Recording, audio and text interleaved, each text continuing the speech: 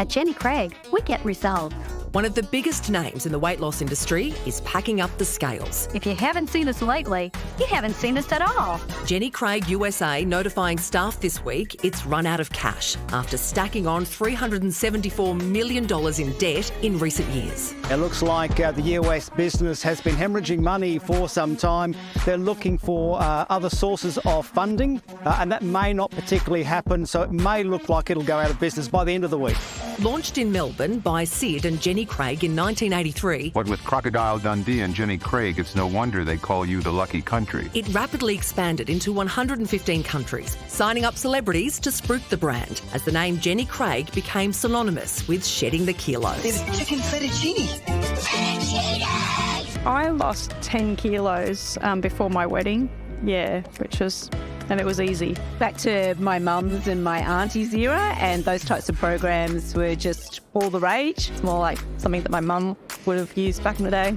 It sold for more than $800 million to Nestle in 2006, then to HIG Capital in 2019 for an undisclosed amount. But recently profits have plunged with weight loss apps, online courses and diet drugs disrupting the business model. Online information, we've got 24-hour access gyms, trend diets like keto, the bigger role that pharmacy now plays in healthy eating and lifestyle, all of those compacting to cause some challenges moving forward. In the US, 1,000 staff and 500 franchisees have been given notice. But Jenny Craig Australia says the weight loss journey is continuing down under. Certainly, people would be worried about what the impact will be with a US collapse. There's so much being offered everywhere. I would say there's always a market.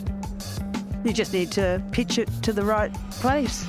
So, as the idea of health and wellness shifts, are the days of diet diaries and group weigh-in shaming behind us? Oh, not looking good, is it? I just think these days perhaps those things are a bit passé. We look at that as being a bit old-fashioned. I think people are after an easy fix. Okay.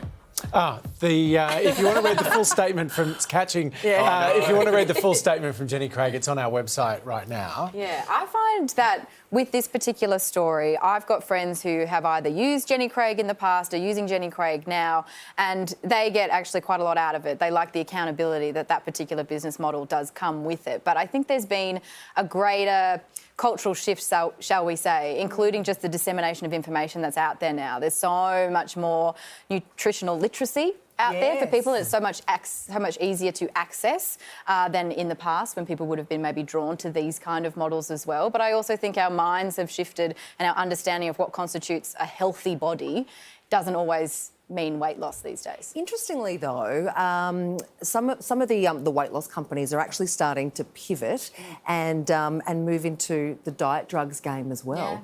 Yeah. I think Weight Watchers does that, has a phone hotline to doctors in the States where you can order Ozempic or Wegovy or whatever. So, strange new world. That's scary for me. Yeah. That's really scary.